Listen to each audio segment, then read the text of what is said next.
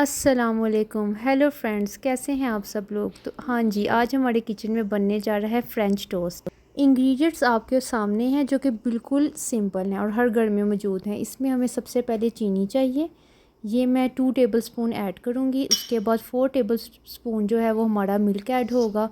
Fresh cream की हमें इसमें ज़रूरत है क्योंकि इससे एक बहुत ही अच्छा ट्विस्ट आएगा हमारे फ्रेंच टोस्ट में।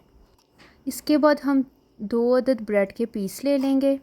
एक होल एग चाहिए हमें जो बड़े साइज़ का। उसके अलावा हम एक बटर लेंगे, इसकी मैं आपको क्वांटिटी बताऊंगी बनाने के टाइम। ये सारा बटर ऐड नहीं होगा। और अब हमने चूल्हे को जो है वो ऑन कर लिया है। एग को अच्छे से हम यहाँ पे बीट करेंगे।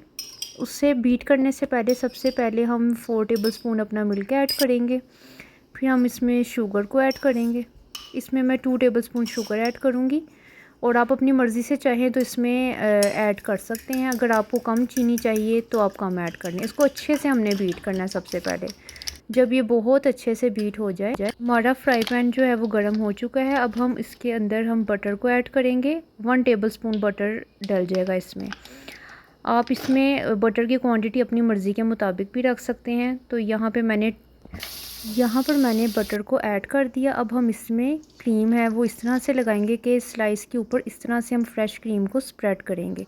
बहुत ज़्यादा नहीं लगाएं, थोड़ी सी क्रीम हम इसमें अच्छे तरीके से स्प्रेड कर देंगे। क्रीम से बहुत ही अच्छा फ्लेवर जो है ना फ्रेंच टोस्ट में वो आएगा।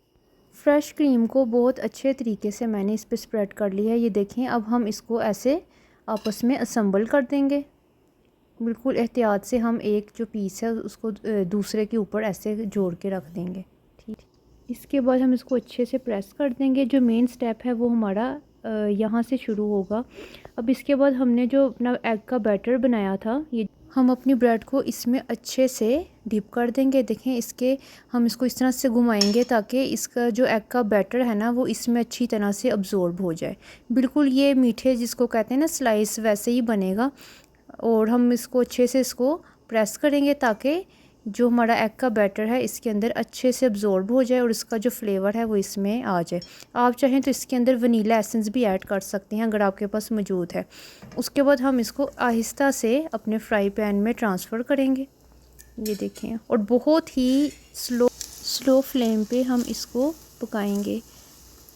एक साइड जब हमारी हल्के से ब्राउन हो जाए, यानी कि बहुत ज़्यादा हमने इसको सिर्फ गोल्डन ब्राउन करना है, ज़्यादा नहीं पकाना। फिर हम इसको फ्लिप कर देंगे ताकि ये दूसरी साइड से भी अच्छे तरीके से पक जाए। आप चाहें तो इसको शाम की चाय के साथ एज ए स्नैक के तौर पर भी ले सकते हैं। ट्रस्ट मी, ये आपको बहुत ही ज़्यादा मज़े की लगेगी और आपके जो बच्चे हैं ना इसको बार बार बनाने की फरमाइश करेंगे। जी, तो हमारा ये फ्रेंच टोस्ट रेडी है। अब हम इसको एक प्लेट में ट्रांसफ़र कर देंगे। नहायत ही इजी और सिंपल सी रेसिपी है और ये खाने में उतनी ही डिलीशियस है। इस तरह से इसको 4 पीसीज में कट कर देंगे। ये मैं इसको ट्रायंगुलर शेप में कट कर रही हूँ। बिल्कुल त्रिकोण के जो पीस हैं वो ऐसे कट जाएंगे। इसको आप जो है गरम गरम सर्व करें। ये देखें, अंदर से अच्छी तरह से पक गई है और हमारी जो क्रीम है वो भी मेल्ट नहीं हुई, वो भी बिल्कुल उसी तरह से है। इसके बाद हम इसको इस तरह से डेकोरेट कर देंगे। जब आपके घर अचानक से मेहमान आ जाए और आपको कुछ समझना है कि आप उनको क्या सर्व करें, तो ये रेसिपी नहायत क्विक है। आप इसको बनाएं और सर्व करें। मेरे पास पीसे हुए बादाम पड़े थे तो उसके ऊपर मैंने गार्निश कर दिया। आप चाहें तो इसमें पिस्ता वगैरह भी ऐड कर सकते हैं। ये देखिए जी, बहुत ही ज़्यादा सॉफ्ट हैं। जाते जाते मेरे चैनल को सब्सक्राइब ज़रूर कर लें और ये अगर आपको रेसिपी पसंद आई है तो अपने दोस्तों के साथ ज़रूर शेयर करें। अब तक के लिए मुझे इजाज़त दें। अल्लाह हाफ़िज़।